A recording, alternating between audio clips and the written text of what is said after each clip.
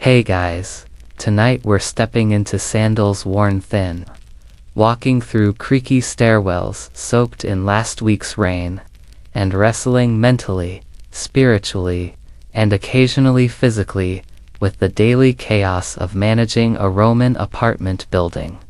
You're not a senator, not a noble, not even a baker.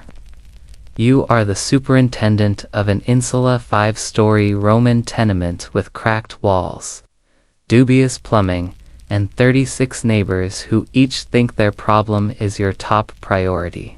And guess what? It probably is. Or it will be, eventually now. You might be thinking this sounds boring, and oh yes it is. But you also probably won't survive this. Because being an apartment super in ancient Rome isn't just a job. It's a full body, full heart, full panic lifestyle. So before you get comfortable, take a moment to like the video and subscribe, but only if you genuinely enjoy what I do here, and tell me in the comments where you're listening from and what time it is now. Dim the lights. Maybe turn on a fan for that soft background hum. And let's ease into tonight's journey together. The first thing you notice before the pigeons, before the cracked stair rails, before that awful wine breath wafting down from the 4th floor is that it's still dark. Barely morning. The sun's not up, but he is. That infernal rooster on the bakery roof next door is already doing his one job. Loud and wrong, you groan. Pull the blanket tighter. But it's no use. You're up. You always are. You swing your legs off the cot and wince. Your left foot landed in the cold spot again, the one where the ceiling leaked last night. Again. One clay tile shifted. And now rain finds you like a lost relative. You make a note to fix it, again, which means begging the roofer with wine, again. The air smells faintly of wet plaster and old olive oil. Not unpleasant, just sticky. You stretch, grab the day's first crust of bread, yesterday's leftovers, and chew around the stale edge like it's a strategy. You've learned not to bite hard. Your teeth, much like the wall on floor 2, are beginning to show cracks as you shuffle toward the door. Your hand brushes the household shrine, tiny niche holding 3 blackened clay figures, one for luck, one for protection, and one whose face has melted off but probably did something important. You murmur the usual, keep us dry, quiet, and plague-free. It's a reasonable ask. They rarely deliver. You open the door and wince as the hallway greets you with a drip from above. Great, the ceiling's sweating again. You follow the trail up, eyes tracing cracks that weren't there yesterday. Or maybe they were, just shorter. You sigh. It's going to be a latter day. On your way to the rooftop, you pass by the stairwell landing between floors 1 and 2. There's a small pile of ash. Again, probably from someone's illegal charcoal brazier. Again, you told them not to. The fire hazard is very real. But heat is expensive, and rules are for people with private courtyards. So, you'll just sweep it.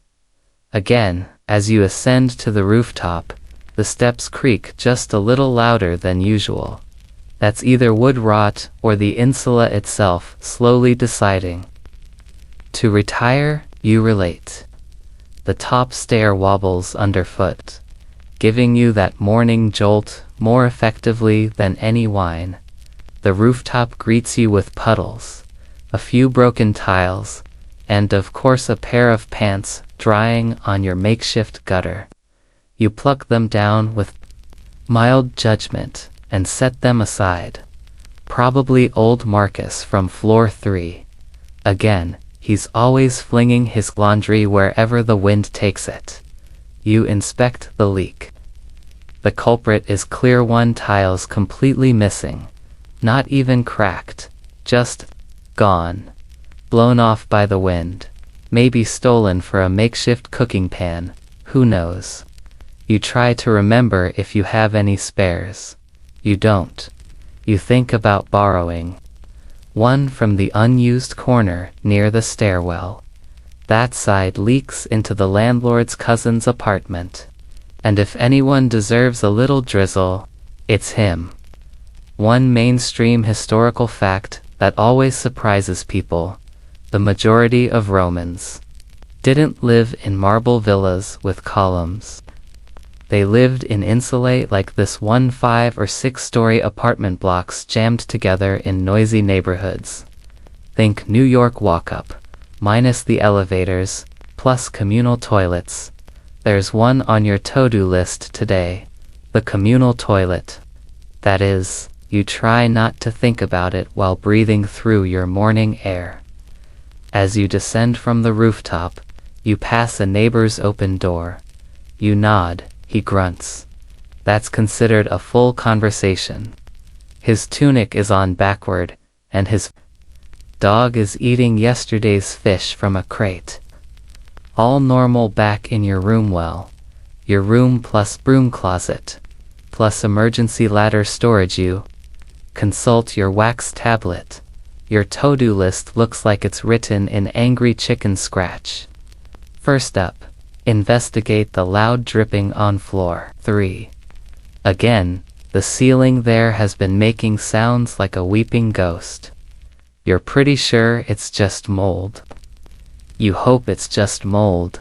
You grab your tools, really just a hammer, a rope, a chisel, and a mysterious spoon you've never dared throw away and begin the shuffle up. Remember that rooster? He's still at it. You consider borrowing someone's sling, not to kill him, just to scare him into professional improvement. Your legs already ache from the climb, and it's only sunrise. OUS Roman life. You reach floor 3 and immediately regret it. Not because of the stairs though. Yes, your knees are humming a mournful little hymn, but because of the noise. Someone is already arguing, loudly, passionately, probably over something deeply urgent, like who moved the laundry jar, or whose goat made a mess in the hallway again. You round the corner and find them, 2 tenants facing off like rival senators. One's waving a sandal, the other's gesturing with a fish. It's unclear whether the fish is a metaphor or a weapon. And you're not really in the mood to find out. Good morning, you say, in a tone that implies you wish it were already over. They both turn to you. Instantly, they're allies. Why argue with each other when they can both complain to you? The woman begins. The ceiling groans like a dying ox. The man adds, and something keeps dripping on my bed. I woke up damp. I'm not a sponge. You nod thoughtfully, like you're a philosopher pondering the nature of ceiling groans. In truth, you've heard this before. This specific unit, 3rd floor, east facing, has a history of leaks, of creaks, of mild haunting. You enter cautiously. The air inside smells faintly of mildew, anchovies, and embarrassment. There's a faint but steady plink, plink coming from the far corner. You trace the sound to a dark patch in the ceiling, right above a precariously balanced amphora. Inside, a sad soup of rainwater, plaster, and what might be ceiling snail. Yes, that's a thing. You tap the ceiling gently with the butt of your chisel. It responds with a wet shudder. You sigh. This isn't just a patch job. This is going to need scaffolding. And a prayer to the god of soggy ceilings. assuming you can find an offering that isn't already damp. Historians still argue whether Roman apartment buildings ever truly worked. Most were built fast and cheap wood, clay, some stone if you were lucky. And the higher up you lived, the worse the construction. People didn't climb stairs for the view, they climbed because they were poor. You step carefully, testing floorboards. The center one dips alarmingly. You warn the tenant, do not dance in here. She looks confused. You clarify, not even slightly. Back in the hall, you jot a symbol on your wax tablet. It's your personal shorthand for, will collapse. Soon, pretend to monitor. As you turn to leave, the woman hands you a small bundle. Bread wrapped in cloth. For the trouble, she says, and smiles faintly. You thank her, and don't mention that this is probably her rent for the week. Now, you're off to your next problem. Mysterious clanking near the stairwell. Floor 4, of course.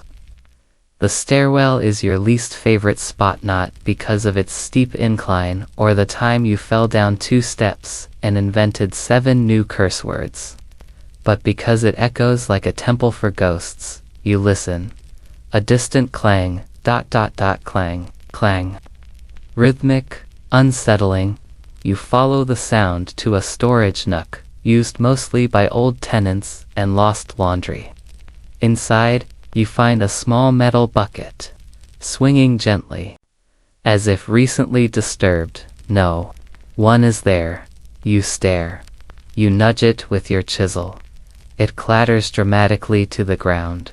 You decide it's best not to ask questions today. Fringe detail. Some superstitious Romans believed stairwells were thresholds, not just between floors, but between worlds. Spirits might travel them, especially if someone died in the building, which may have happened last year when Gaius the butcher slipped on a fig. You make another note. Bucket ghost. Investigate later. Bring incense from floor 4. A child peeks down. Is the ghost back? He asks. You pause, then whisper. Only if you keep skipping your chores. He gasps.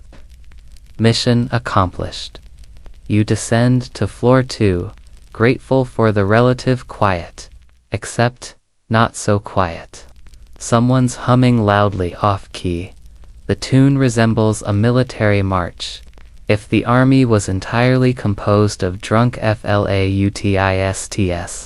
It's old Petronia, again. She's washing clothes in the communal basin while singing to her cat. The cat, to its credit, looks mortified. She sees you and immediately points. The tile above my kitchen is weeping salt again. You ask, as if this is shocking. Double quotes, yes, I tasted it. It's definitely salt, or tears. You promise to look into it. You won't. You already did. It's not salt. It's just old plaster and optimism. As you pass the atrium, you glance up at the building's main support beam, still holding slight crack, not new. Probably you check the mailbox shelf. A pigeon has nested inside the top cubby. Again, you nod to it. It coos disapprovingly. You sit down on a stone step for a moment, rubbing your temples. It's not even mid-morning, and already the building has presented you with a dozen new problems, and at least one possible supernatural incident. A tenant walks by and asks if you fixed the drainage on the roof. You smile. Absolutely. You haven't, but it's on the list. The stairs to the basement groan under your weight. Even though you're not particularly heavy, they just enjoy complaining. Everything in this building complains. Really, walls, pipes, residents, and occasionally furniture. You once had a stool shout traitor when you tried to replace it. That was a long day. The air thickens as you descend, cooler, mustier, carrying the earthy scent of wet stone, forgotten tools, and ancient mushrooms plotting world domination. The torchlight flickers along the curved plaster, revealing cobwebs that would absolutely win awards if spiders had an architecture guild. You round the corner and immediately spot it, the puddle, again. A small but determined pool of water, gathering like a Roman Senate caucus. It's forming right where the lead pipe snakes along the back wall. You knew this day would come. Again. You mutter a soft of course to the pipe, as if it might feel shame. Water is a luxury in Rome, clean water even more so. Aqueducts. Bring it from miles away, carved through mountains, defying nature, gravity, and engineering logic. But once it reaches your building, it's entrusted to pipes so old they probably predate your grandmother's teeth. And that's being generous. You kneel beside the leak and watch the steady drip. Each drop plinks with smug finality. You poke the joint with your chisel. It responds with a subtle squirt to the eye. You blink, sigh, and whisper, rude. Historians still argue whether Roman plumbing was genius or just cleverly managed chaos. On the one hand, pressurized fountains, sewers, public baths. On the other hand, lead pipes. Lead, it's like wrapping your salad in mercury and calling it fresh. The broken section is familiar. You've patched it before twice. The wax seal you used last month is slipping. The linen wrap now more suggestion than structure. You pry it off and prepare for the inevitable gush. Nothing. Then everything. A short blast of water arcs directly into your chest. Cold, smelling faintly of algae and something metallic, possibly regret. You catch most of it in a bucket, plug the hole temporarily with your thumb, and realize that your thumb is now very important. You shout for help. Nothing. You shout again. A sleepy voice upstairs yells, "Shut up." Eventually, you wedge the spoon into the pipe. Yes. That spoon and it holds long enough for you to grab a wax strip and wrap it tight. You mutter a prayer to the goddess Clochina, divine protector of sewers and other deeply underappreciated things. The dripping slows, stops, you exhale. Victory. You sit for a moment in the quiet, breathing in pipe, steam, and mold, letting your shoulders drop. Then the silence breaks with a gurgle. The pipe behind you coughs, then belches, then goes quiet again. You add a new note to your tablet. Watch pipe might be possessed. Back upstairs. The kitchen of the ground floor tenant is now suspiciously damp. You knock gently, and a gruff voice barks, "If it's about the chicken, I didn't know it would explode." You blink. "I came about the water, but exploding chickens." There's a pause. Then the voice says, "Never mind." You decide wisely not to pursue that thread in the hallway. You run into your least favorite child, Lucius, age 9, attitude 15. He's holding a broken amphora handle and looking smug. You ask, "Did you knock this off the shelf?" "No," he says flatly. "It fell on its own." You stare. "It was probably the ghost," he adds helpfully. You sigh and move on. Outside, the building, the drain, is supposed to guide overflow away from the foundation. It currently directs it straight into the alley. A small lake has formed, complete with its own pigeons and a rat philosopher who seems to be considering the nature of puddles. You scoop the muck aside, trying to redirect the flow. A neighbor leans out of a window above and says, "Do you know? The pipe's leaking again." You say, "Which one?" They say, "Yes." You briefly consider laying face down in the alley puddle and letting nature take you.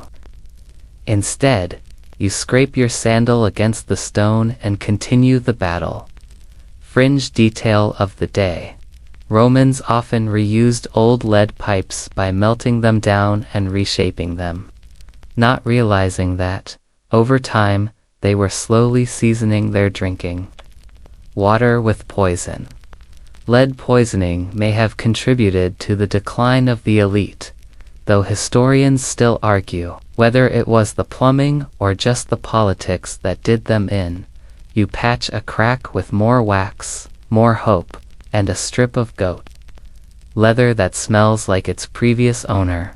It holds. For now, you take the long route back inside, circling the base of the building to check the cistern levels. The rain last week helped. The reservoir is 3/4 full, good for washing, bad for smug puddles with philosophical rats, as you re-enter the building.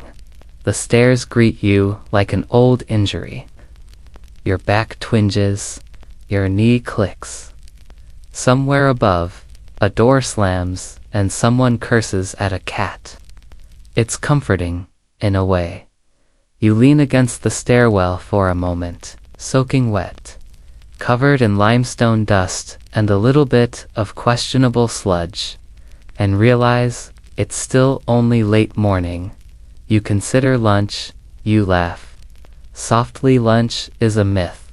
You climb the stairs again slowly, like an aging gladiator who knows the fight isn't over but hopes the crowd goes home early.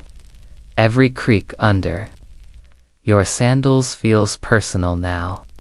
Each turn of the stairwell brings a new sound, a new complaint, a new mystery best left unsolved. On the third floor landing, you pause. There's a faint scraping noise. You listen carefully. Not a rat, not a water leak. This time it's yes, Lucius again, dragging a broken chair leg across the floor. You meet his eyes. He freezes, then shrugs and says, "It was like this when I found it." You say nothing. He drops the stick and vanishes into the shadows, like a tiny Roman sorcerer. You press onward. At the far end of the hallway, the newest tenant is standing by their door, looking distressed. She's a widow named Flavia, quiet, polite, and only ever complains when something is truly serious. Today, she lifts her hand and waves you over without speaking. You approach gently. She points to her wall. There's a smell, faint, sour like overripe olives and shame. You lean closer. You touch the plaster. It's damp. Of course it is. This isn't a water pipe though. It's something else. The latrine chute, maybe, or the bath drain from the apartment above. You resist the urge to simply walk away and start a new life as a goat herder in Gaul. Instead, you tap the wall lightly and listen. It gurgles back. You whisper, "I don't get paid enough for this." Flavia arches an eyebrow. "You get paid?" You smile weakly. You mark it on your wax tablet. Check drain, 3rd floor. Probably cursed. Back downstairs. You need tools, real ones this time. Not spoons and curses in the narrow closet near your room. You keep your prized toolkit. A chisel, a hammer with one tooth missing, a coil of rope, a bit of sealing wax, and a bronze mirror you once found behind a wall and never gave back. Not useful for repairs, but it makes you feel like someone's watching your back. You grab the tools and return to the 3rd floor. On the way, you pass a man trying to teach his parrot Latin insults. The bird shrieks, "Stult," over and over. Fitting, you inspect the pipe again. The apartment above Flavia's belongs to a wine merchant with questionable taste and even worse plumbing. You knock on his door. He opens it with a splash. Literally, his floor is soaked. A ceramic jug has cracked, and red wine is slowly seeping into the boards like a crime scene no one wants to report. Again. You ask, he shrugs. It's only the cheap stuff. You nod, trying not to imagine how many liters of cheap stuff are currently pouring down into Flavia's wall. You crawl under his sink to investigate. The joint where the drain meets the floor is as loose as Roman morals during Saturnalia. You jam the chisel in and pry the wood aside. Wine gushes. You groan. He chuckles. You don't find it funny. A quick wax seal, a twist of rope, a whispered prayer to Bacchus. The flow stops. The wine merchant offers you a cup of the good stuff. As thanks, you decline. You've inhaled enough through your pores for one day. Fringe tidbit. Romans didn't just drink wine, they mixed it with everything. Seawater, herbs, honey, even ash. Some recipes read more like chemical experiments than beverages. Historians still argue whether Roman wine was delicious or just incredibly strong and aggressively spiced to hide the taste of well-aged. Back in Flavia's apartment, the smell has lessened. You reassure her that it's fixed.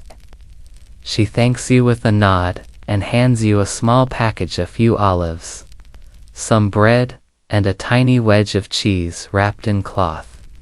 You accept it with real gratitude. It might be the best meal you'll have today.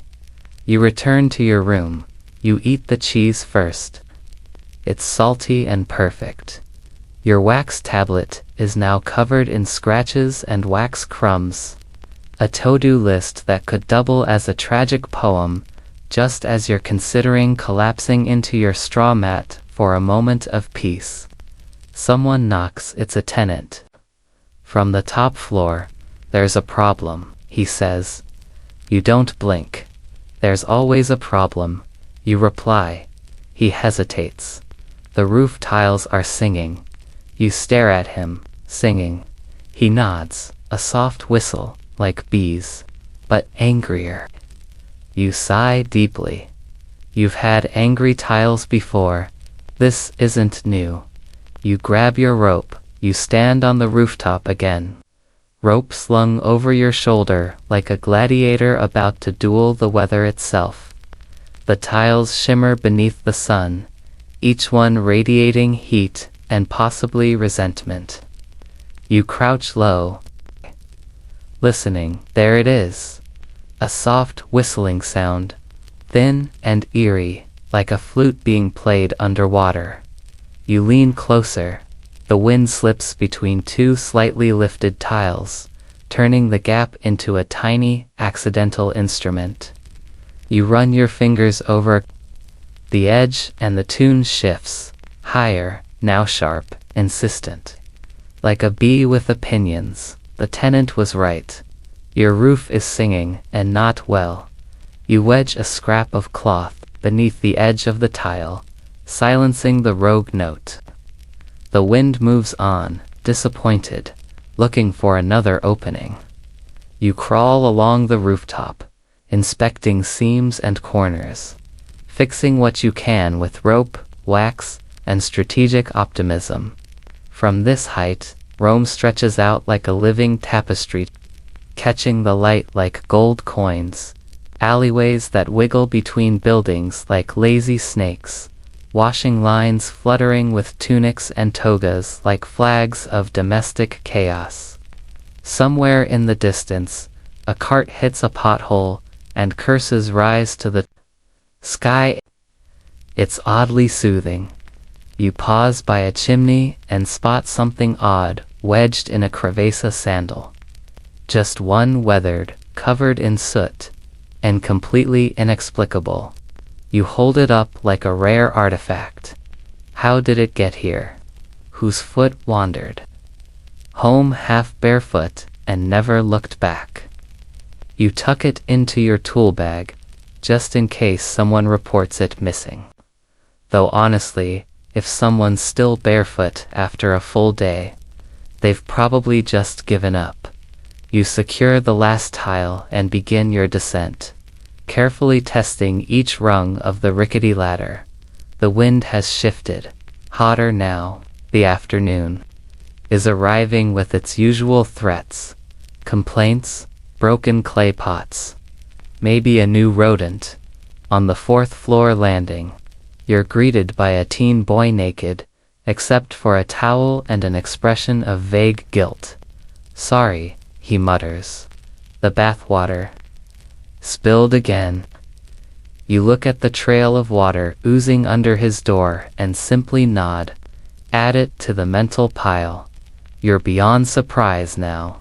You've transcended inconvenience and reached a plane of constant, resigned mopping. You return to your tiny room for a moment of rest. The wax tablet lies on your stool like a mini war journal. You sit, breathe, and promptly knock over a cup of vinegar water onto your last clean tunic. Perfect. You wipe it with the corner of your blanket and mutter an oath. Not found in any holy scroll. One mainstream fact. Roman apartment buildings insulae were often fire hazards, and structurally unsound. They were made of wood, brick, and hope, rising as high as 7 stories. The higher up you lived, the cheaper it wasn't, the more dangerous. Roof collapses and fires were so common that Augustus passed building safety laws to limit heights. You live in one of the buildings that just barely made the cut. You're about to nap, truly you are, when there's a knock, not a loud one, a polite one, which is somehow worse. You open the door to find a young boy holding a scroll. It's from the landlord, he says, holding it out like it's a sacred curse. You unroll it slowly. Your eyes scan the writing. It's an inspection notice. Tomorrow, you laugh. Then stop laughing. Then laugh again, but more desperately. Of course, the landlord, who hasn't visited in months, will be arriving tomorrow to inspect the building. You look around your tiny room, then through the open door, toward the stairwell, the leaks, the rot, the smelly corridor, the mysteriously angry tile, the missing bucket, the goat. You're still not sure if there's a goat. You recheck your wax tablet and start a new section at the bottom. Emergency beautification plan. You head downstairs, first to the walls on floor 2, where someone has drawn again a rather rude depiction of a Roman emperor, possibly Hadrian, with extremely exaggerated facial hair. You scrub it off with vinegar water, though it only smears. And now Hadrian looks like a melting sheep. Next stop, the shared latrine. A true test of courage. The smell meets you halfway down the hall. You wrap your scarf around your nose and push open the door. Inside, chaos. A tipped-over jar of lime powder. A very confused pigeon. A message scratched into the wall that reads, Flavia was here and regrets everything. You clean, you scrape. You throw out 3 unidentifiable objects.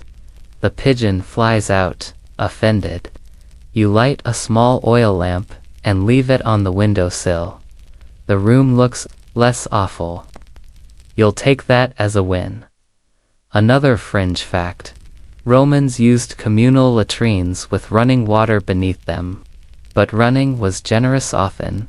A trickle and maintenance was, well, not always up to scratch. Superintendents like you had the unenviable task of keeping these spaces livable. With lime, vinegar, and determination, you patch a broken shutter on the 3rd floor.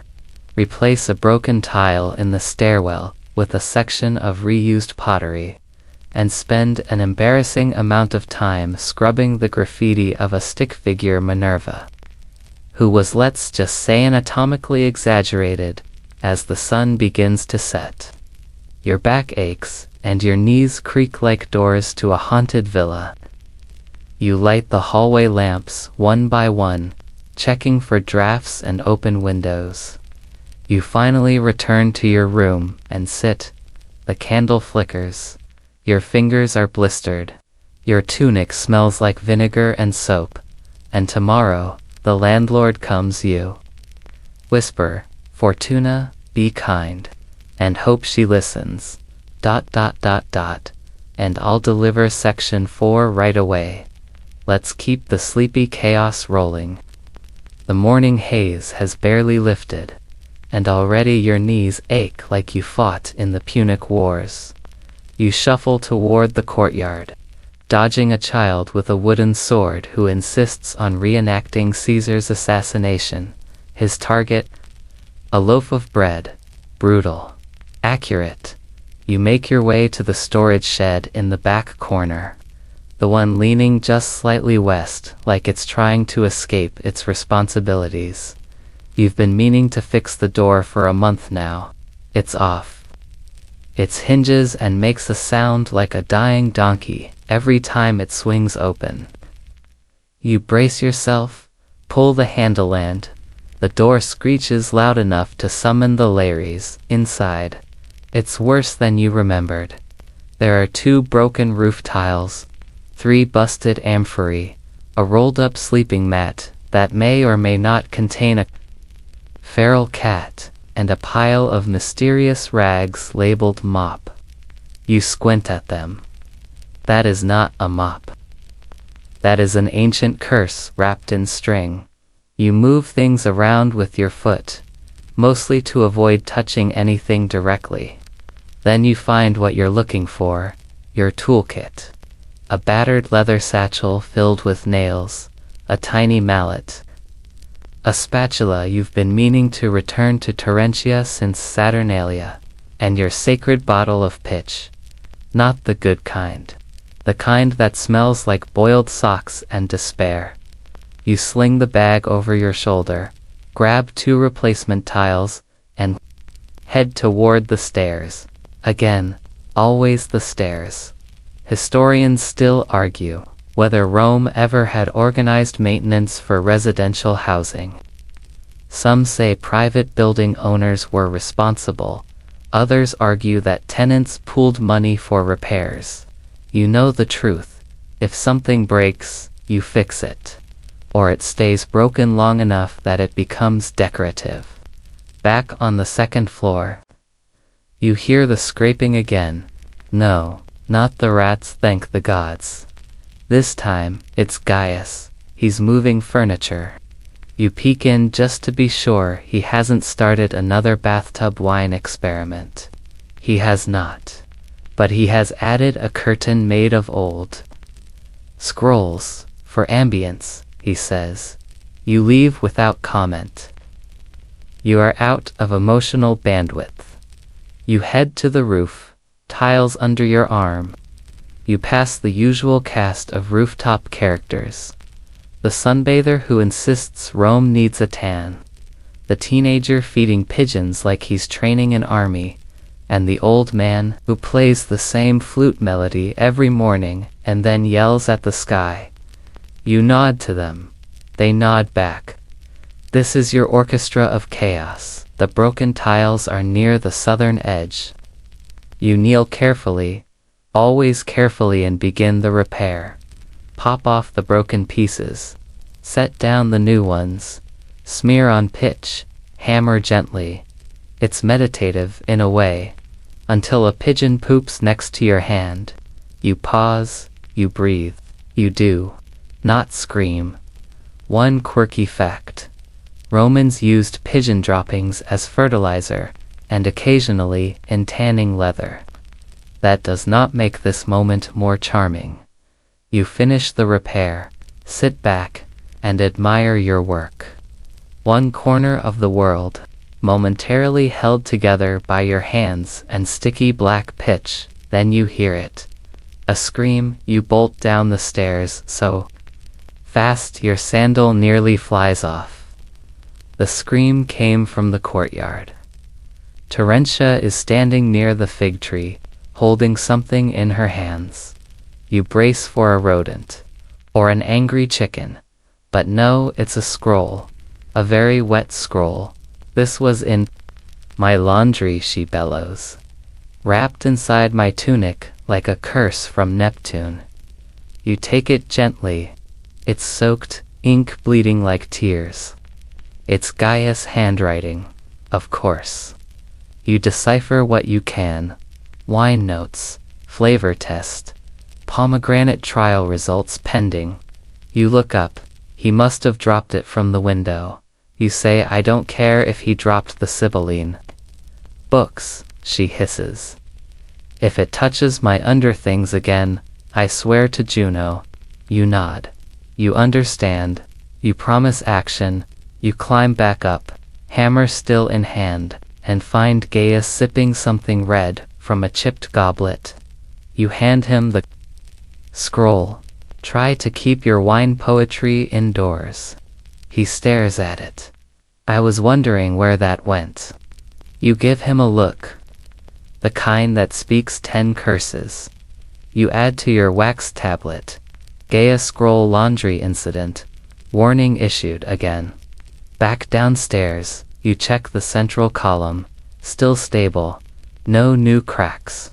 You tap it once, for luck. It thuds back like a solid chest. Good. The bones of the building are still strong. That's all you can ask. A child rushes past you, trailing a ribbon tied to Minerva the duck. She quacks like she's in a parade. The rooster watches from a windowsill, envious. We both deserve better. One more lap. You check on the storage room again. Still musty. No sign of the rat.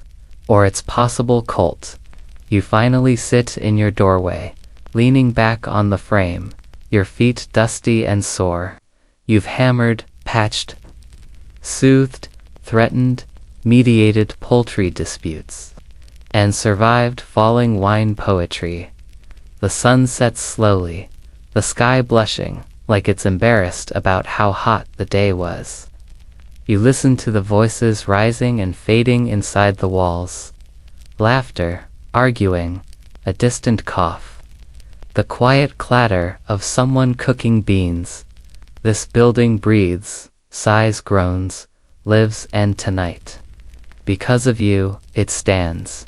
You wake up to the sound of water, not rain. Not a leaky ceiling, splashing. As in someone is taking a full bath. In the stairwell, you sit up slowly, still wrapped in your blanket like a slightly crispy sardine, and swing your legs over the side of your mat. There's that familiar ankle pop. You rub your face, blink into the daylight pouring through the cracks in your window, and brace yourself. If it's Gaius again, you might scream. You pull on your sandals, left one first, always, and make your way out the door. Sure enough, halfway between floors 2 and 3, someone has filled a large basin. A man you vaguely recognize from Tubi is sitting, humming to himself bare-chested, arms lazily floating like he's the river god Tiberius reborn in terracotta. There's steam rising from the basin. Steam. You pause on the landing, jaw slightly ajar, struggling to form the correct sequence of words. Good morning, he says, as if this is normal. The water was just right today. You blink. Why are you here? He shrugs. The latrine was full, and the light's better here. Helps with the joints. You resist the urge to mutter a prayer. You're bathing in the shared stairwell. He beams communal spirit. You stare. You're blocking traffic. I am the traffic, he says. spreading his arms wide like an amphora of drama. You scribble into your wax tablet, to be stairwell bath enthusiast, potential fine, investigate, plumbing and sanity. This is how your day begins. You descend to the first floor in search of answers, or at least a mop. You pass the usual crowd, a girl selling dried figs from a basket she definitely stole from the shrine of Mercury, the old man who swears by foot soaking in vinegar, and a sleepy baker's apprentice who hands you a stale bun, like it's gold. You nod, pocket the bread, and press on. In the corridor near the latrines, you see a puddle, a very large one. It snakes toward the central drain, but is clearly winning the battle. You follow it to its source. One of the main waste pipes has cracked. Again, mainstream fact. Roman apartment buildings used vertical terracotta or lead pipes to carry water and waste. When they cracked or shifted, usually thanks to temperature changes, clumsy repairs, or just bad luck, it could take days to fix. Weeks, if the superintendent, that's you, was feeling passive-aggressive. You kneel beside it and groan. The pipe's not just cracked, it's crumbling. Bits of clay flake off at your touch. You'll need to patch it, or replace it, or pray really hard. You log it. Waste pipe crack smells like Neptune's regret. Just as you're rising, you hear a shriek from behind. It's Terentia again. This time she's waving something in the air. You squint, a scroll, a snake. No, a boot covered in pigeon droppings. This fell from above, she cries. While I was hanging my linens. You look up. There's a pigeon perched on a clothesline, utterly unfazed. It stares you down like a seasoned gladiator. The boot may belong to the teen on the roof, the one who insists on feeding the birds and climbing barefoot. You file it under Skyfall hazards. I demand protection, she says, and a refund. You open your mouth. You close it. You nod slowly. Of course I'll file a sky safety protocol. She nods, satisfied, and stomps off, muttering something about omens. You go back to your toolkit, patch the pipe with pitch, a band of cloth, and about half your remaining dignity. You'll have to monitor it. Maybe install a proper collar when you can source more clay. Until then, it'll hold. Probably. You pass the courtyard again. It's busier now. Minerva, the duck, is waddling proudly between laundry lines. One of the roosters, yes, the roosters escorting her like a soldier on parade. Children clap. Someone's made them tiny laurel wreaths out of kitchen herbs. You're not making this up. You glance at your wax tablet. So far, today's log reads, man bathing in stairwell waste pipe, cracked boot to head pigeon incident. Duck parade continues, public morale high. You head to the storage room once more. The floorboards near the back are warping.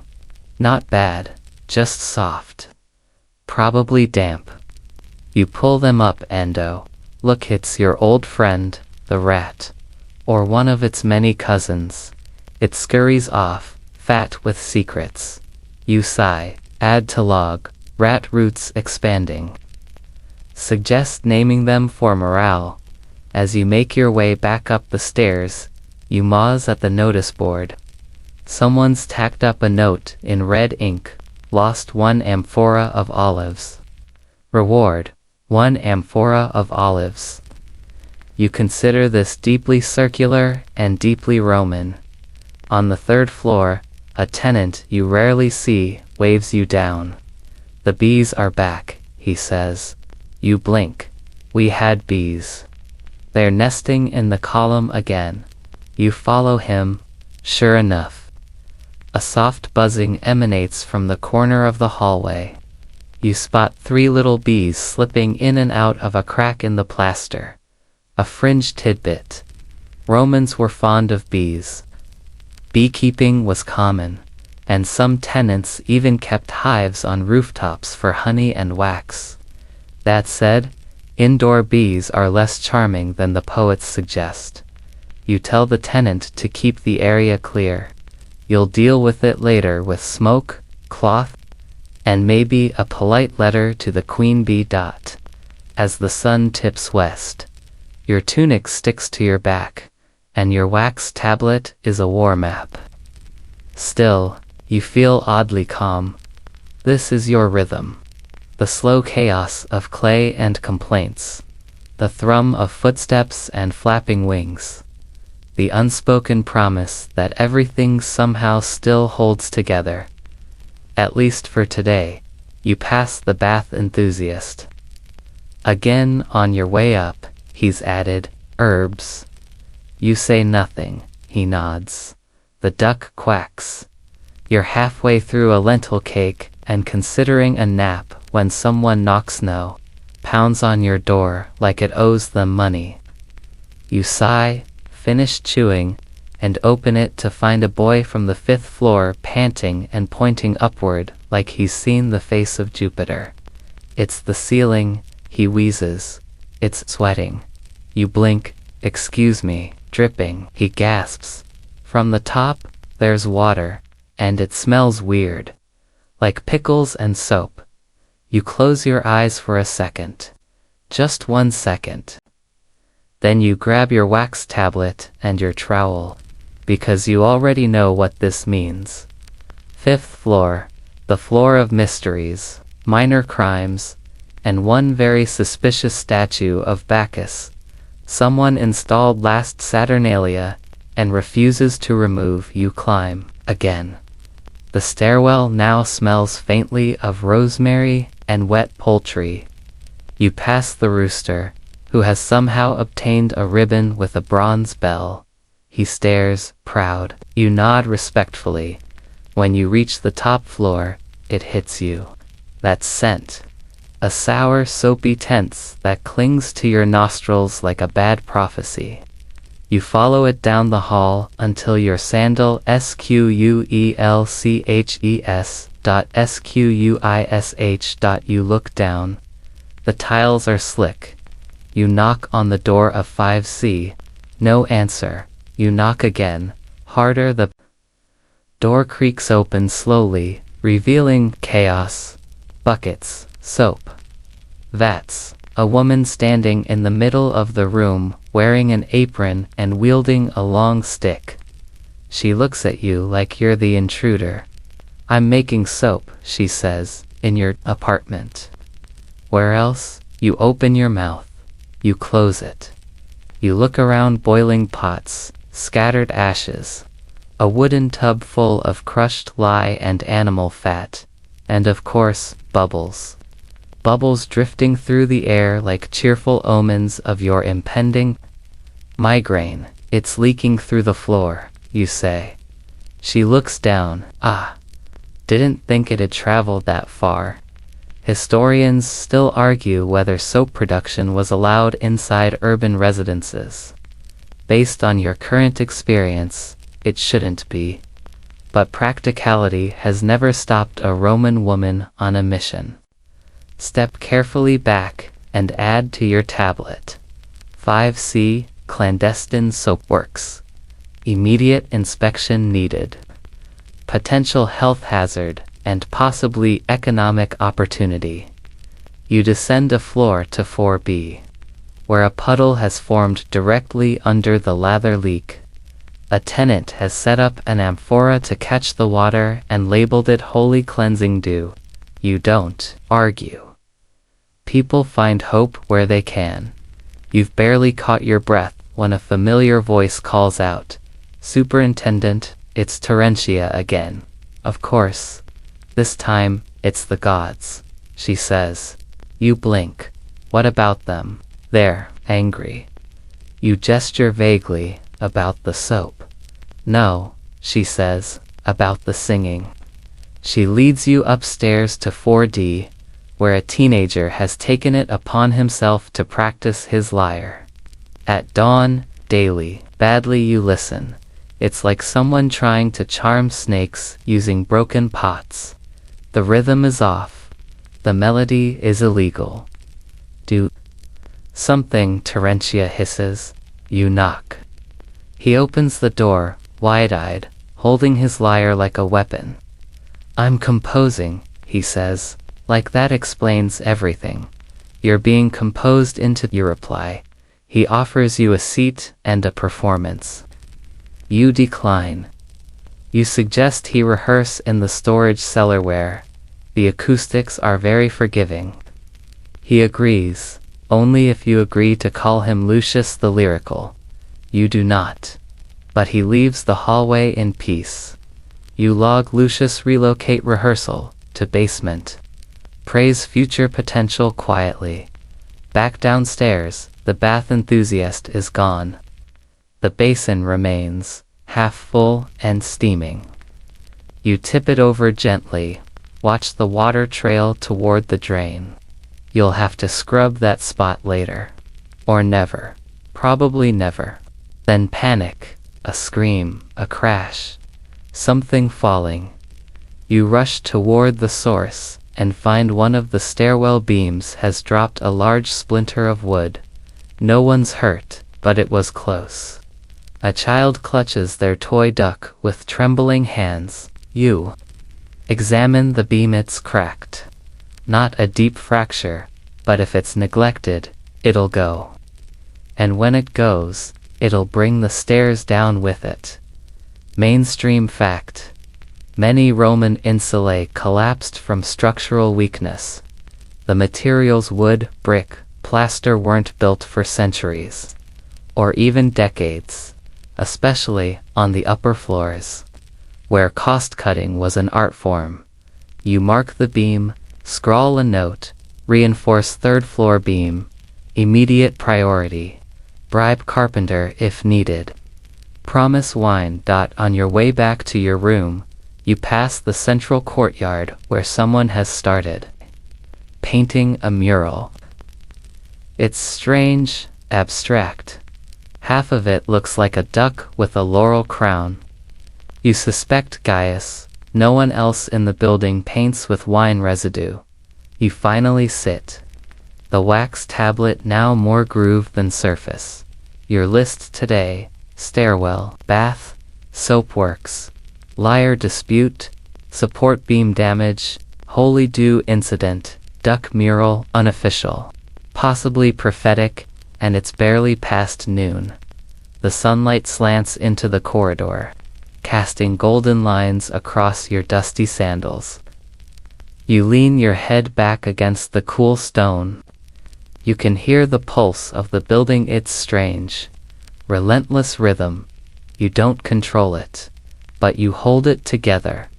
One pigeon complaint. One soap bubble. One cracked beam at a time. You're dreaming of silence. That soft, impossible silence that only exists in your imagination. No pigeons, no water pipes. Number Gaius declaiming poetry to his duck. And then bang, you jolt awake, nearly rolling off your mat. Your ears ring. You smell ash.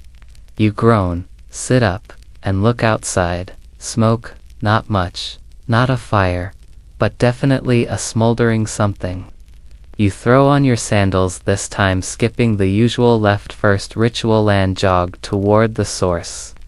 The rooftop of course. You take the stairs 2 at a time, your joints protesting with each thud.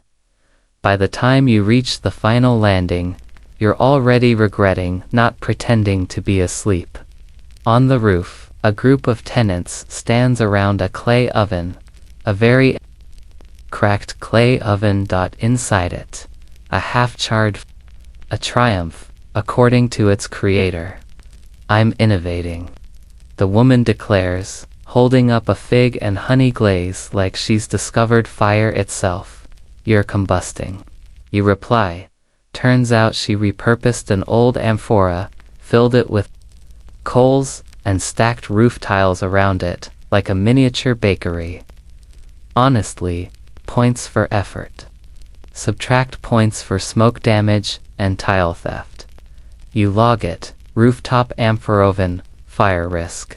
Investigate proper outlet for ambition and possibly talent.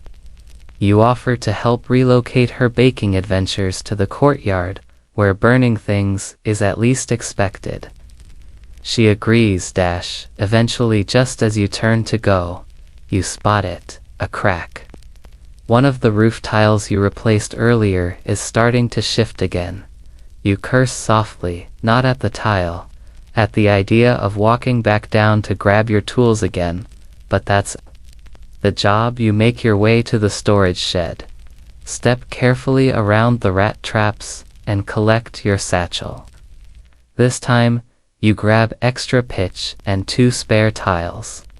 Just in case, you're not doing this again tomorrow. Spoiler, you will. A mainstream fact. Roman rooftops were often used like patios, tenants, dried laundry, tended herb gardens, stored odd tools, or, yes, cooked. But roofs weren't always built with that kind of weight or wear in mind, which is why they were notorious for collapsing under pressure. Or enthusiastic bakers. As you repair the tile, you hear the low clatter of something rolling nearby. You look up, a child's toy, a wooden ball has come loose, and is slowly making its way across the sloped surface. You watch it gain speed, you shout, heads, and the ball bounces off the side, down into the alley below, followed by laughter. Then crying, you sigh.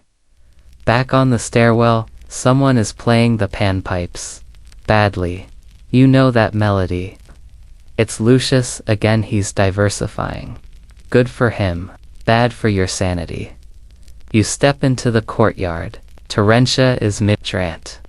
Today's subject, the bees, they're growing, she insists.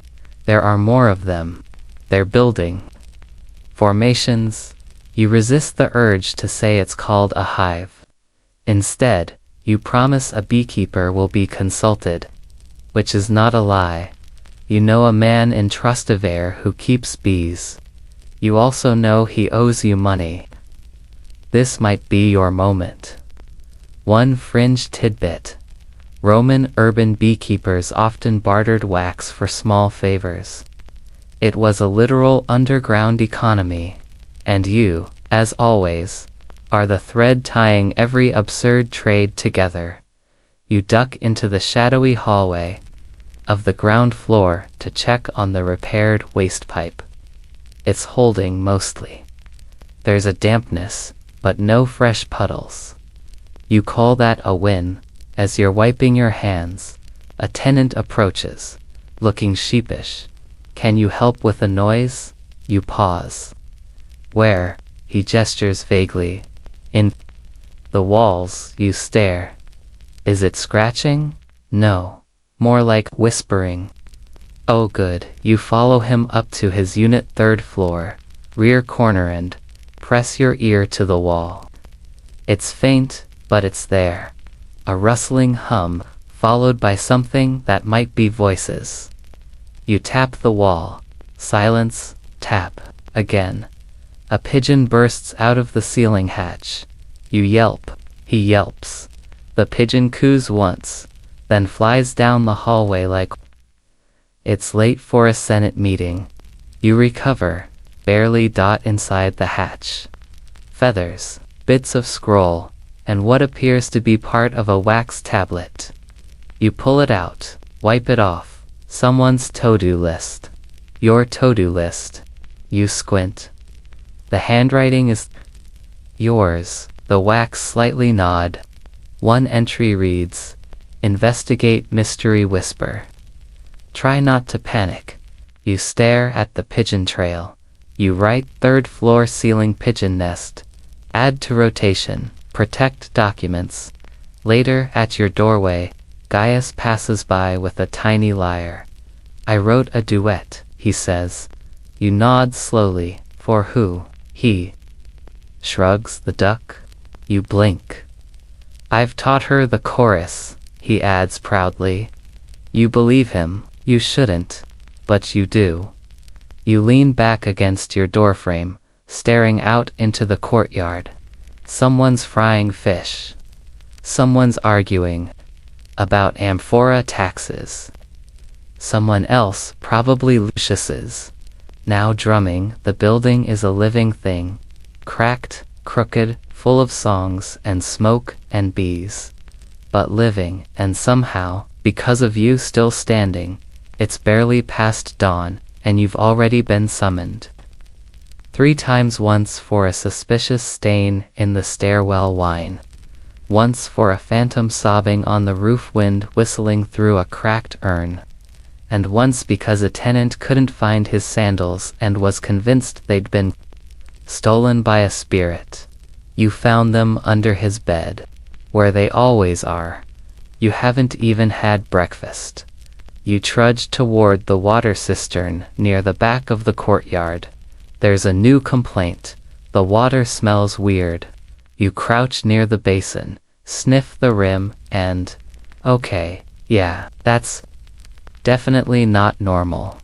Somewhere between rotten leaks and betrayal. You look around. Above the cistern is an open window, one that belongs to the ever-chaotic kitchen of Unit 4D. The windowsill is slick, and there are splashes leading down the wall like a crime scene made of soup. You knock on their door. A sheepish teen answers.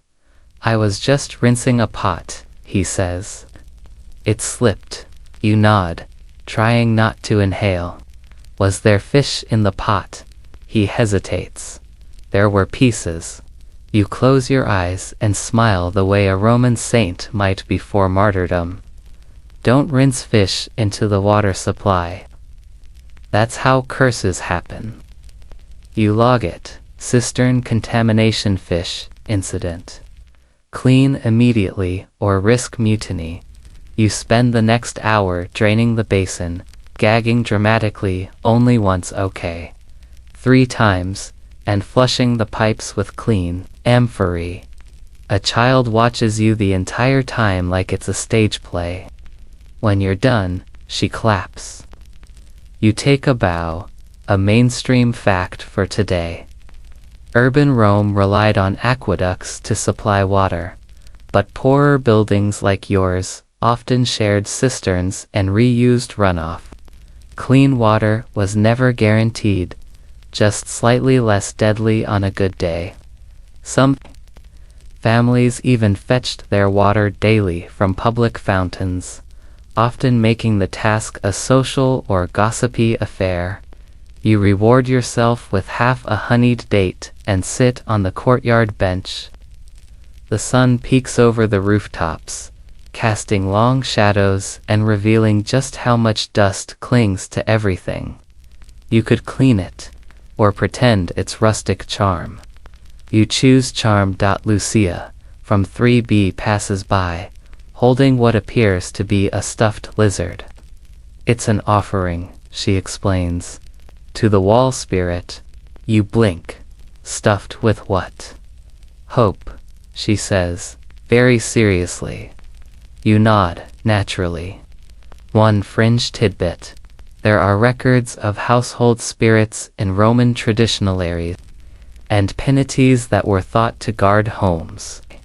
People left offerings of bread, wine, or even small figurines. You're not sure if Hope-stuffed lizards were ever officially recognized, but honestly, who's checking?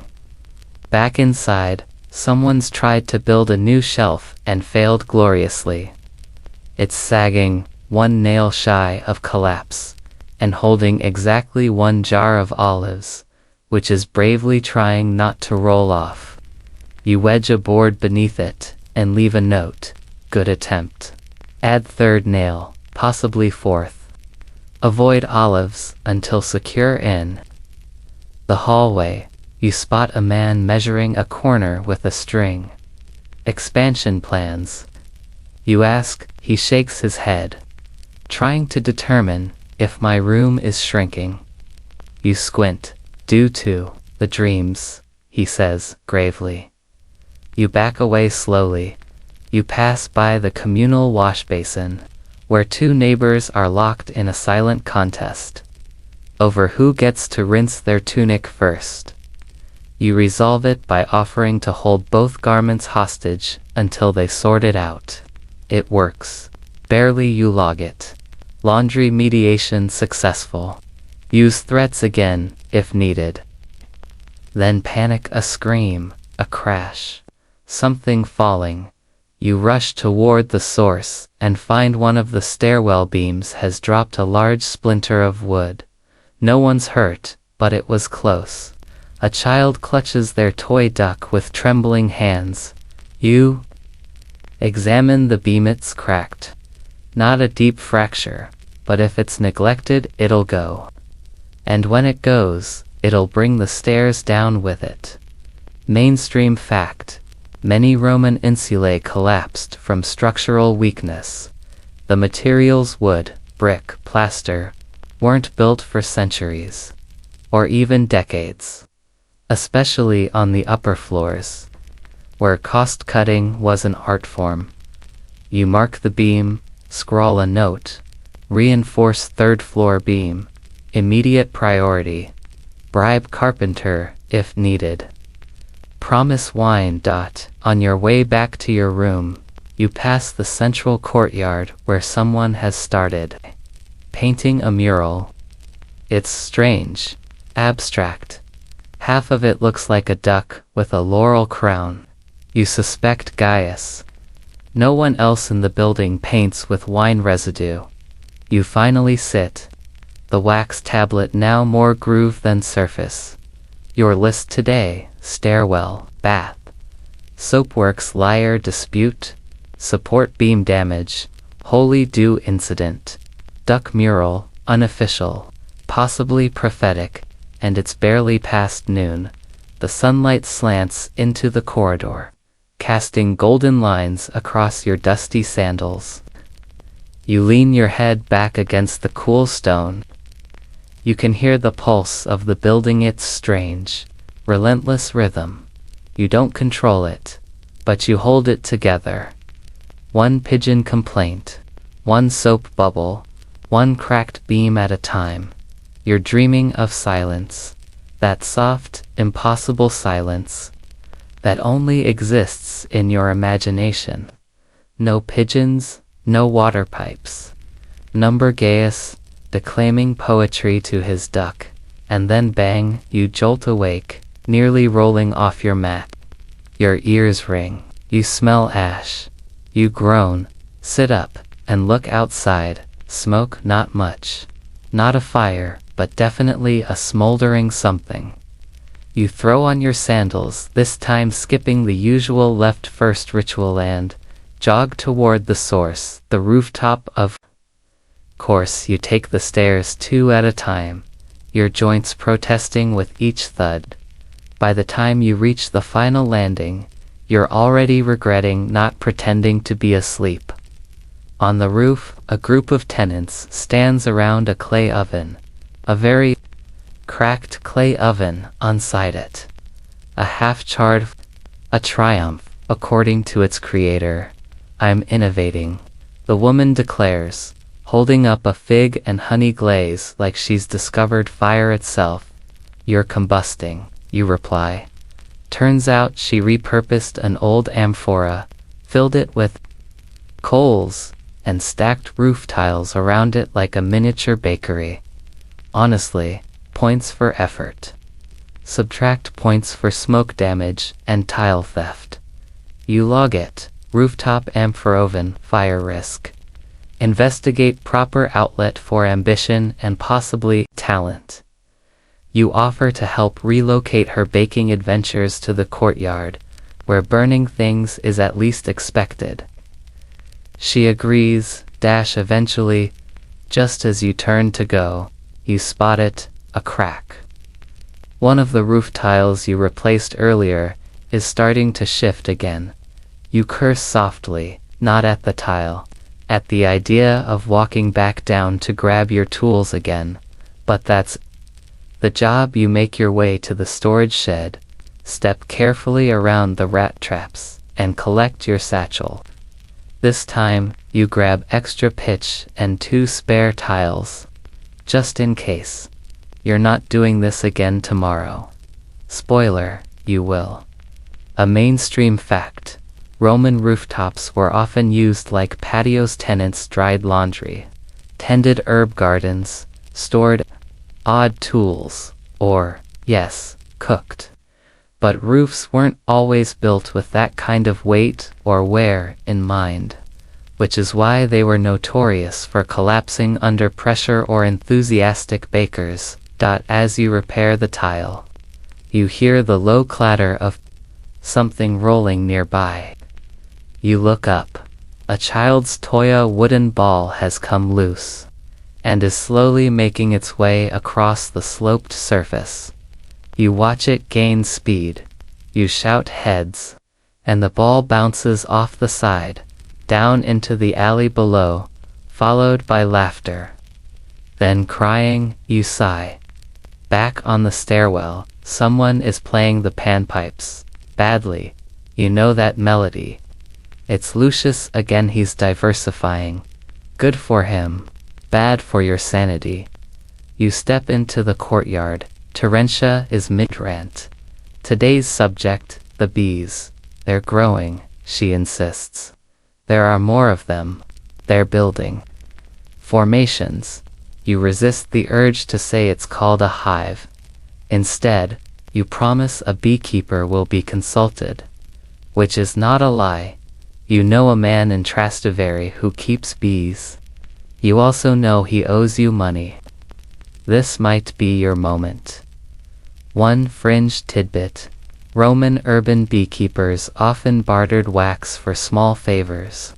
It was a literal underground economy. And you, as always, are the thread tying every absurd trade together. You duck into the shadowy hallway of the ground floor to check on the repaired waste pipe. It's holding. Mostly, there's a dampness, but no fresh puddles. You call that a wind. As you're wiping your hands, a tenant approaches, looking sheepish. Can you help with a noise? You pause. Where? He gestures vaguely. In the walls. You stare. Is it scratching? No, more like whispering. Oh good. You follow him up to his unit, 3rd floor, rear corner, and press your ear to the wall. It's faint, but it's there. A rustling hum, followed by something that might be voices. You tap the wall. Silence. Tap. Again a pigeon bursts out of the ceiling hatch. You yelp. He yelps. The pigeon coos once, then flies down the hallway like it's late for a Senate meeting. You recover. Barely. Inside the hatch, feathers, bits of scroll, and what appears to be part of a wax tablet. You pull it out, wipe it off. Someone's to-do list. Your to-do list. You squint. The handwriting is yours. The wax slightly gnawed. One entry reads, "Investigate mystery whisper. Try not to panic." You stare at the pigeon trail. You write, 3rd floor ceiling pigeon nest. Add to rotation. Protect documents later. At your doorway, Gaius passes by with a tiny lyre. "I wrote a duet," he says. You nod slowly. "For who?" He shrugs. "The duck." You blink. "I've taught her the chorus," he adds proudly. You believe him. You shouldn't, but you do. You lean back against your doorframe, staring out into the courtyard. Someone's frying fish. Someone's arguing about amphora taxes. Someone else, probably Lysis, now drumming. The building is a living thing, cracked, crooked, full of songs and smoke and bees. but living, and somehow, because of you, still standing. It's barely past dawn, and you've already been summoned 3 times, once for a suspicious stain in the stairwell wine, once for a phantom sobbing on the roof, wind whistling through a cracked urn, and once because a tenant couldn't find his sandals and was convinced they'd been stolen by a spirit. You found them under his bed, where they always are. You haven't even had breakfast. You trudged toward the water cistern near the back of the courtyard. There's a new complaint. The water smells weird. You crouch near the basin, sniff the rim, and, okay, yeah, that's definitely not normal. Somewhere between rotten leaks and betrayal. You look around. Above the cistern is an open window, one that belongs to the ever-chaotic kitchen of Unit 4D. The windowsill is slick, and there are splashes leading down the wall like a crime scene made of soup. You knock on their door. A sheepish teen answers. "I was just rinsing a pot," he says. "It slipped." You nod, trying not to inhale. "Was there fish in the pot?"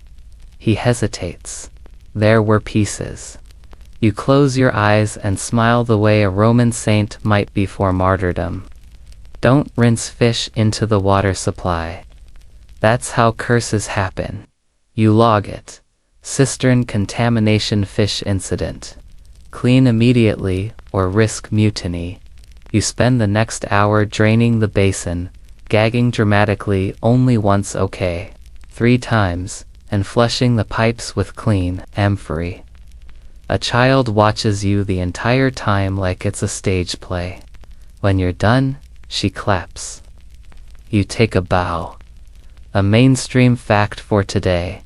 Urban Rome relied on aqueducts to supply water, but poorer buildings like yours often shared cisterns and reused runoff. Clean water was never guaranteed, just slightly less deadly on a good day.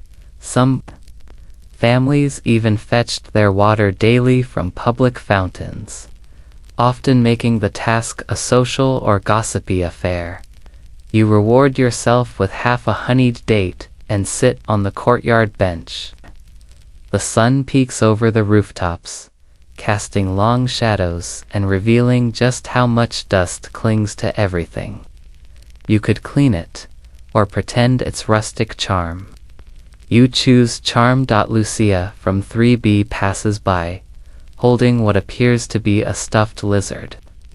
"It's an offering," she explains, "to the wall spirit." You blink. "Stuffed with what?" "Hope," she says, very seriously. You nod, naturally. One fringe tidbit. There are records of household spirits in Roman tradition, lares and penities that were thought to guard homes. People left offerings of bread, wine, or even small figurines. You're not sure if Hope stuffed lizards were ever officially recognized, but honestly, who's checking? Back inside, someone's tried to build a new shelf and failed gloriously. It's sagging, 1 nail shy of collapse, and holding exactly 1 jar of olives, which is bravely trying not to roll off. You wedge a board beneath it and leave a note. "Good attempt. Add 3rd nail, possibly 4th.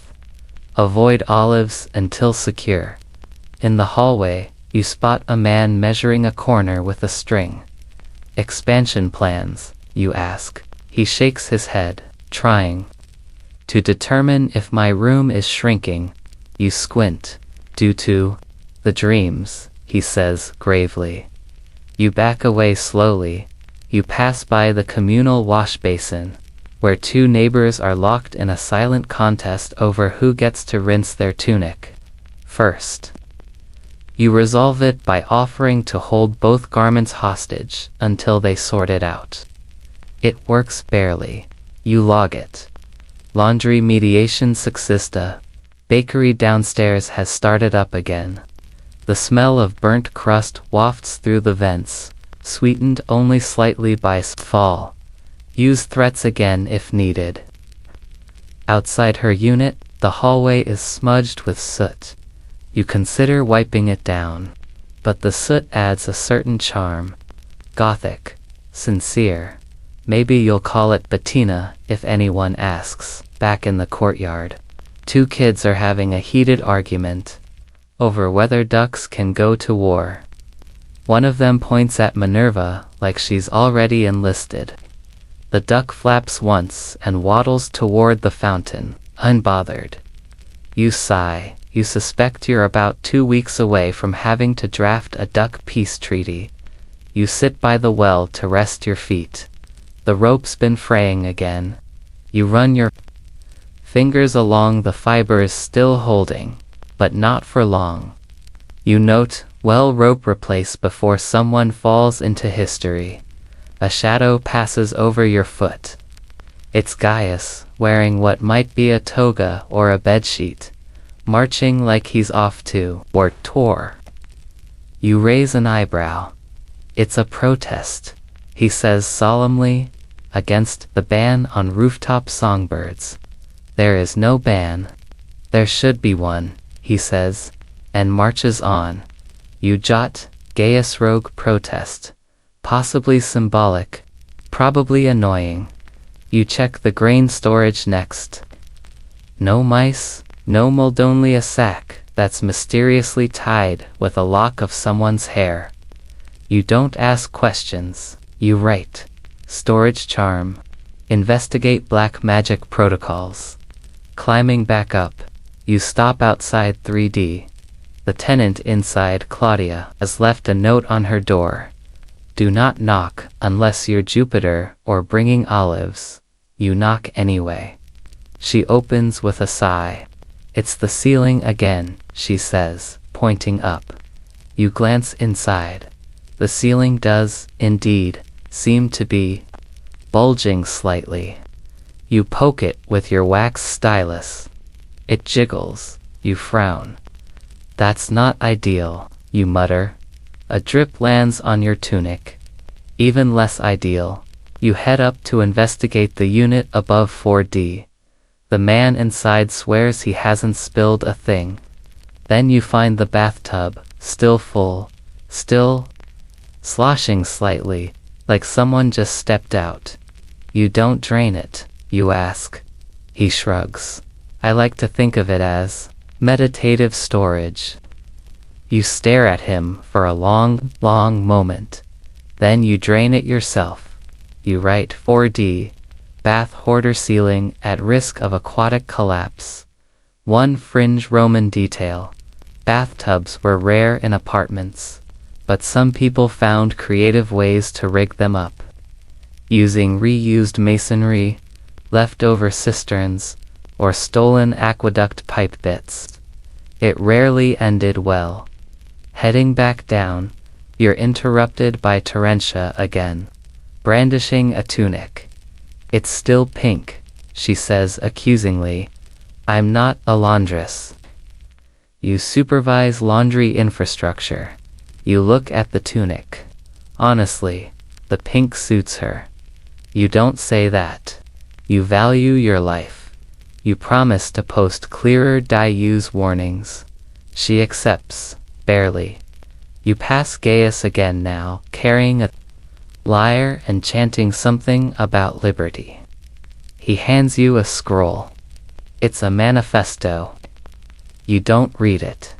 You check in on 5A, where a tenant has installed what appears to be a wind chime made of spoons. You raise an eyebrow. Bird deterrent, she says. Is it working? No birds yet. You nod like that proves something. At the roof, you find a new development. A row of potted plants arranged in formation. Tomatoes, basil, one suspiciously leafy vine that may or may not be legal. They weren't here yesterday. You consider moving them, but a handwritten sign reads, Garden in progress. Touch equals curse. You back away slowly. You write rooftop garden hexed. Monitor for vine expansion as you start to descend. A tenant from 2B corners you. The walls whisper, he says. You stare at him. Whisper what? Mainly complaints about me. You sigh. You promise to look into the acoustics. You won't, but it helps. The building is a living thing. It hums. It creaks. It leaks secrets and smells like onions half the time. You swear. One wall in 3A is growing moss. You should check that next. But for now, you make your way back to your room. You sit, you breathe. You open the cursed scroll from last week, just a peek inside. It's a recipe. For soup, of course it is. You wake up to the sound of footsteps overhead. Not just any footsteps, these are intentional. Heavy, calculated, rhythmic. Like someone pacing with purpose, or counting how many times they can wear down the same floorboard before it gives out. You groan, stretch, and stare at the ceiling. The footsteps pause, then resume. You sigh, throw your blanket off, and prepare for whatever ridiculousness awaits. On your way up, you pass the second-floor hallway and find a gift. A small wicker basket, inside 3 olives, a feather, and a note that reads, "For the building. Love E." You have no idea who E is. You're also not sure if the gift is a tribute, an apology, or a curse. You carry it upstairs just in case it starts to hum. The pacing is coming from 5B. You knock gently. The door opens to reveal Flavius Stahl, twitchy, and recently obsessed with astrology. Have you felt it? He asks, eyes wide. Felt what? The shift. You stare at him. He gestures inside. The apartment has been rearranged entirely. Bed by the door. Table turned sideways. Curtains knotted like ceremonial ropes. On the wall, he's drawn a large diagram in charcoal, a star map, maybe, or a pasta recipe. Hard to say, you're walking in circles, you say gently. It protects the floor, he replies. You nod, write down 5B orbital pacing ritual, and back away slowly. Downstairs in the courtyard, someone's tied a toga between 2 pillars to create a hammock. A man is snoring inside it. It's not his toga. You recognize it as Terentius. You keep walking. You head toward the storage closet, only to find the door ajar and the contents rearranged again. Someone's left a bowl of grapes inside. They're fresh. Too fresh. You suspect either a bribe or bait. Either way, you eat one and make a note. Supply room grapes, dangerous but tasty. Mainstream fact. Roman apartment storage rooms were often communal and unguarded. Some kept tools, others illicit scrolls. Most had rats. Yours, apparently, has a grape fairy. Outside, the vegetable vendor is yelling again. Your building sheds like a cat, he shouts, brandishing a tile that's clearly fallen from the roof. I warned you about the awning, you reply. He gestures to his cabbages. Do you know what baked roof tile does to cabbage? You honestly don't. You don't want to. You promise to check the roof. Before you do, Lucia corners you with news. The rosemary sprig in my incense has curled counterclockwise, and it means deception. You nod like this is useful and right. Lucier's suspicious again. Monitor. You pass Minerva, the duck on the 3rd-floor landing. She's wearing a small necklace. You don't ask. She wouldn't answer anyway. At the roof, you check the tiles. Another one is loose, probably the one that assaulted the cabbage. You kneel, carefully realign it, and whisper something vaguely flattering to the roof gods. You're not superstitious except when you are. While you're up there, you notice something new, a small circle of stones. In the center, a single piece of bread. You blink. You glance around, no one. You write rooftop ritual in clear purpose. Breadcrumb dash based on the way down. You hear whispering behind one of the walls again. You press your ear to the plaster near for a two voices. Arguing you knock. Silence you knock. Again. One voice shouts, not now. And a pot crashes to the floor. You back away, right for a domestic drama. A void for 48 hours. In the courtyard, the hammock man is now gone. The toga remains. You briefly debate returning it to Then you decide you enjoy breathing. Back near your room. Someone has posted a message on the wall. If this building could talk, it would sigh. You stare at it, smile a little. You know that sigh well. You sit by your window, watching Rome stir. In the distance, vendors opening stalls, carts rattling down cobblestones, pigeons starting their daily arguments. Fringe tidbit. Some Roman superintendents called in salary were officially employed by the building owners, while others were just long-time tenants who volunteered out of sheer stubbornness. You're the second kind, maybe both. You glance at your wax tablet, now nearly full. Tile check complete, herb espionage, escalating grape mystery ongoing. Star pacer on 5th floor, duck jewelry situation undetermined use scratch. Your nose with the stylus and add, hammock diplomacy required wall arguments spreading and beneath it. Quietly, you're holding it together. Barely, but still. You close your eyes, just for a second. You let the building breathe, and for once, it doesn't creak. It hums. There's a soft knock at your door. You hope it's a hallucination, a dream, a bird with exceptionally good manners. But no, it's a knock, followed by a pause, then a second knock, more insistent. You swing your legs over the side of the bed and shuffle to the door. It's a child. The same one who once asked about worm dreams. Something's in the well, she whispers. You blink. Something, she nods solemnly and holds out a small object. It's a tooth, human-sized, possibly human. You accept it with the same calm reserve one might use to accept a cup of poisoned tea. Then you close your door and mutter, "Of course it's the well. It's always the well."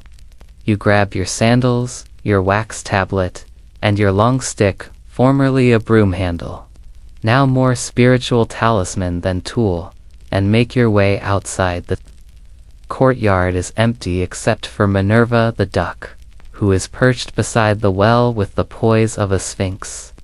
She stares at you, then at the well. You nod. "I'm going," you tell her. You lower a torch down first.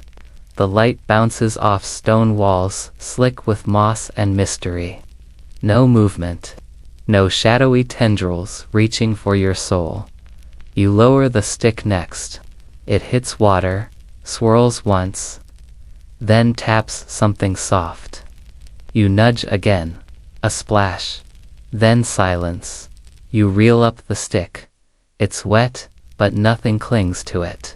You reach in with a bucket, crank it up hand, find a sodden, half-rotted scroll. Again this one reads, "To whomever finds this, please stop using this well for messages." You nod in agreement. Write on your wax tablet. Well, scroll number 3. Audience growing. Tone irritated. Back inside, you pass Lucia's apartment. Her door is ajar. She's built a small altar of pebbles and eggs. You make eye contact. She just says, "Protection," you reply, "Of course." You reach the first floor hallway just as someone lets out a shriek. You spin around to find Terentia glaring at a bucket. "It moved," she says. "It's a bucket. It moved." You peer inside. Nothing. Then you notice a small, twitching shape beneath the rag. A mouse, alive, very annoyed. You tip it gently outside. Terentia watches in horror. "I want new walls," she mutters. "These ones attract drama." You make a note. Terentia blames walls for emotional weather. Outside, the vegetable vendor has created a small exhibit of roof debris that has ruined my life. It includes a cracked urn, a tile with a perfect shoe print, and something that might have once been a pigeon. You promise to look into it. You don't. Back upstairs, someone's left a plate of olives outside your door. You assume it's an offering. You eat two. Bad idea. You eat a third worse idea. You write, "Hall olives suspicious. Possibly cursed." Mainstream fact of the day. Romans often left offerings for local household gods, called lares. These offerings included bread, wine, honey, and sometimes symbolic food from neighbors. Less often, passive-aggressive olives. At mid-morning, a courier arrives with a scroll sealed in bright blue wax. You open it cautiously. It's from your landlord. You haven't heard from him in 6 months. The scroll reads, "Dear resident agent, please ensure the following: roof repairs, stair stability, and monthly tenant reports. Also, we may be visiting next week." You reread it 3 times, then set it on fire. Metaphorically, in reality. You tuck it under the cursed olives. Then, there's music. You follow the sound up to the roof, where 3 children are using their mouths and armpits to create a symphony of squeaks.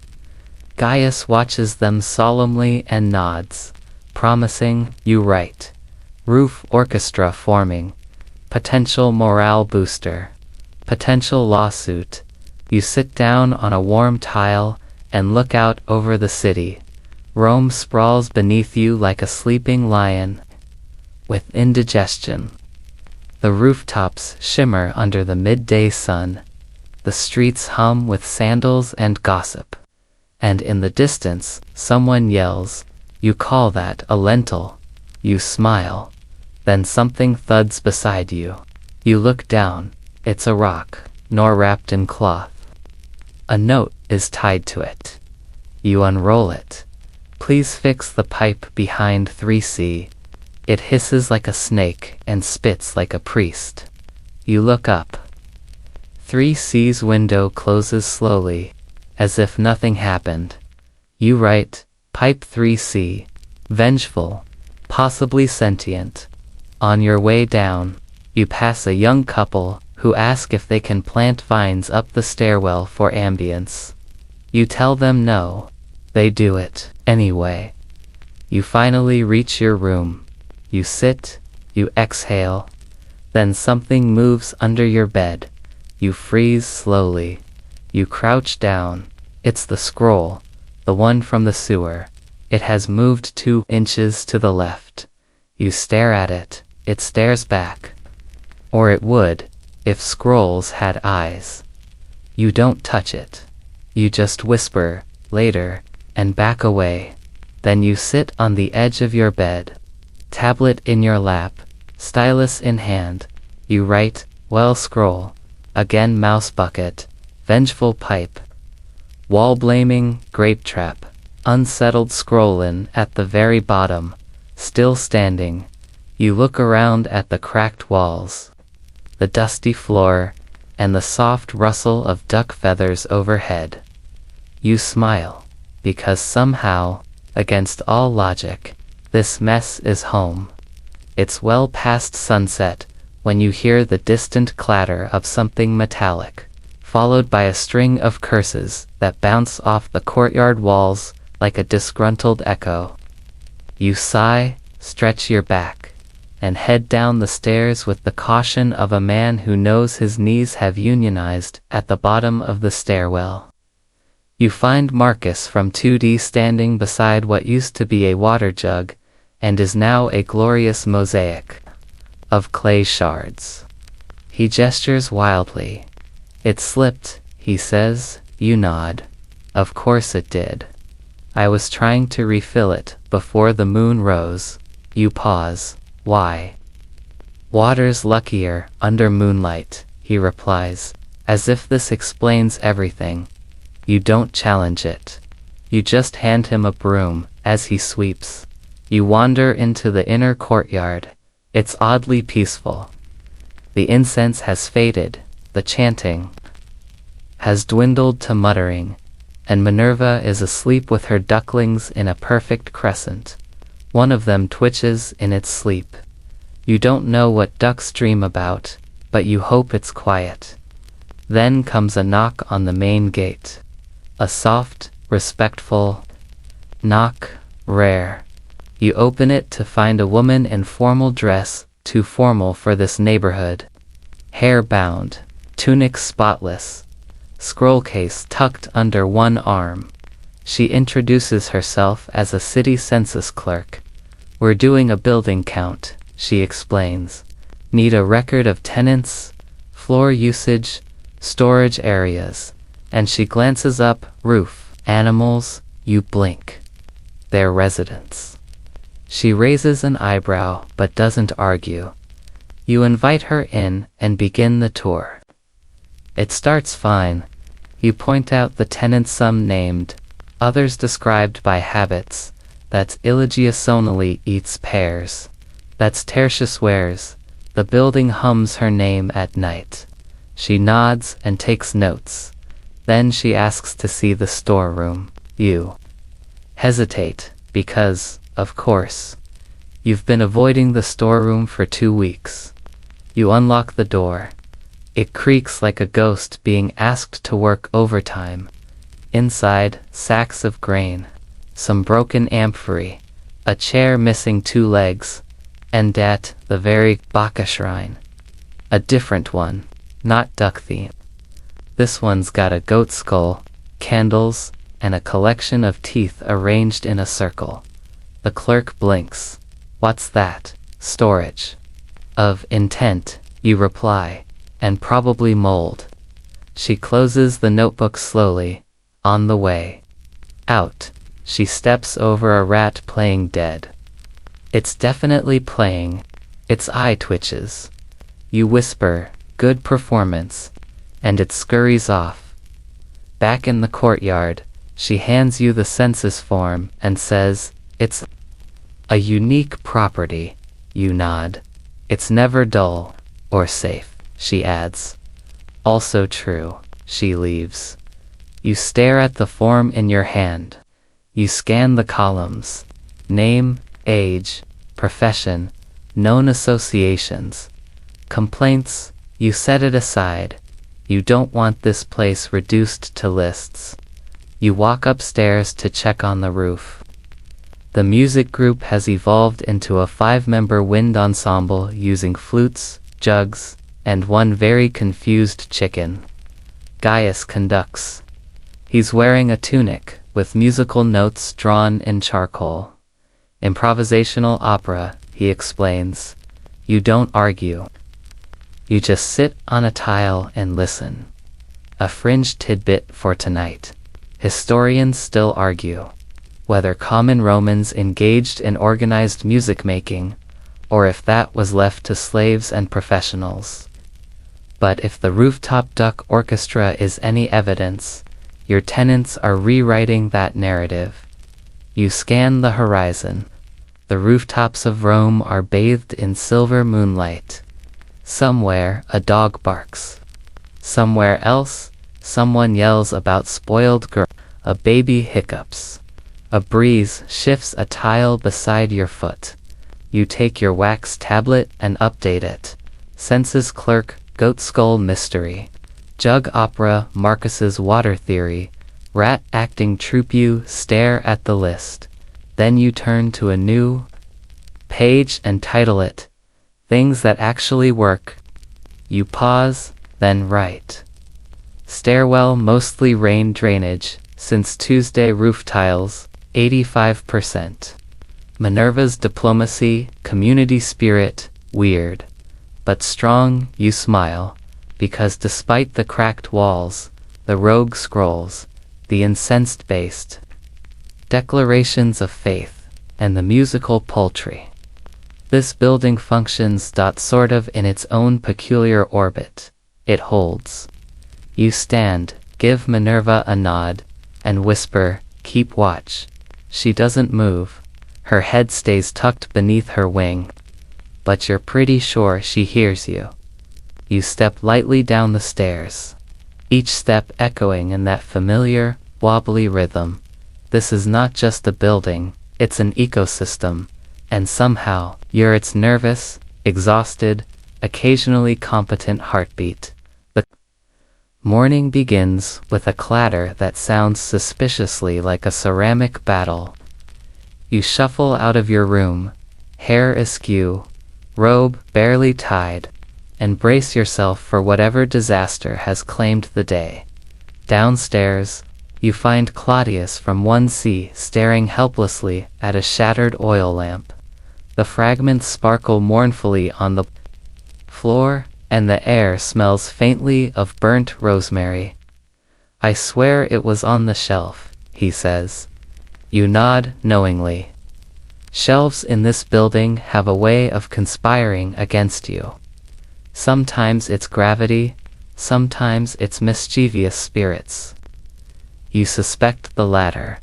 You gather the pieces and make a mental note to remind the tenants that oil lamps, while charming, are notoriously untrustworthy. On your way to the bathhouse, you catch sight of the laundry line. It's still there, surprisingly, intact, but decorated with a fresh layer of dust and what looks like an attempt at a spiderweb art installation. You shudder. Spiders are tenants too, apparently. You reach the bathhouse, where a debate is in full swing. A group of residents argues passionately over who's responsible for the clogged drain. It's the oil from the olives. Terentia insists no, counters Marcus. It's the soap. Blame the laundry, shouts Lucia. You step in. Or, you suggest, we blame the mysterious underground pipe. The group considers this, then nods in reluctant agreement. Problem solved. Historians still argue whether Roman apartment managers were more like landlords or community organizers. Given your daily firefighting, you lean toward the latter, with occasional landlord frustration sprinkled in. You continue your rounds, noting that the water pressure in the upper floors is weak again. You adjust the lead pipes as best you can, muttering curses at the engineers who designed this plumbing labyrinth. At the rooftop, the music group has evolved yet again. Today, it's a chaotic blend of whistles, drums, and a very enthusiastic goat bleating offbeat. Gaius directs with wild gestures. Minerva watches from her perch, unimpressed. A quirky fact. Roman rooftops were often used for unexpected purposes: gardening, parties, even small-scale performances. Your building's rooftop is no exception. You pause, listening to the cacophony, and jot down a note on your wax tablet. Rooftop orchestra, evolving, possibly dangerous. As the sun dips low, you are called to a minor emergency. A rat caught in a pantry, upset and tangling in sacks of grain. You calmly extricate the creature, which promptly dashes away and disappears into the wall. You smile, amused. In this building, even pests have drama. Your last task before nightfall is to check the stairwell light. The oil lamp by the entrance is flickering ominously. You refill it carefully, praying it lasts until morning. You lean against the wall and take a deep breath. The building creaks around you, a symphony of settling stones, distant voices, and the ever-present hum of city life. You smile to yourself, because tomorrow, it will all start again. You're jolted awake at dawn by a trumpet. Well, it's not a real trumpet. It's a hollow reed someone's fashioned into a horn, and they are very enthusiastically tooting it just outside your window. You peek through the shutter and see Gaius' robe askew, declaring the beginning of Duck Day. You bury your face in your pillow. Maybe if you pretend hard enough, this isn't happening, but it is. You get up, wash your face with the cold water left from yesterday's spill, which has now become a semi-permanent fixture in your morning routine, and shuffle downstairs. The courtyard has been decorated with wreaths made of laundry, chalk-drawn feathers on the tiles, and a suspicious number of breadcrumbs arranged in spirals. Lucia is lighting incense. Terentia is holding a scroll she insists is divinely dictated, and in the center, atop a small stool draped with purple cloth, sits Minerva the duck. She looks tired. Same. Is this a real holiday now? You ask. It's the first one, Gaius replies. A founding celebration. Duck and Dust Day. You nod. Somehow, you expected this. Lucia announces a reading of the Feathered Prophecies, which is mostly a list of strange things she dreamed. While mildly ill last week, you sip from a borrowed mug of watered wine and listen anyway. Your favorite prediction, a wheel of cheese will be our undoing. Honestly, that tracks. You make a quick note. Duck Day festivities, peaceful. Cheese warning pending. Then comes the blessing of the stairs. You're handed a laurel branch, and asked to anoint each stair while whispering thanks. You whisper sarcastic comments instead, but the gesture seems to work. No one trips during the entire morning. A mainstream fact here. Roman society loved local festivals, both public and private. People invented holidays, celebrated gods, both official and homegrown, and occasionally even honored animals. You suppose your tenants are just keeping the tradition alive, feathers and all. After the procession, someone suggests games. You supervise. A round of Catch the Olive, a truly chaotic event involving blindfolds, slippery fingers, and a small child who insists on eating the olives mid-flight. Terentia wins by default, when everyone else gives up. Then a more dangerous game. Guess what's in the jar? You inspect the jar afterward.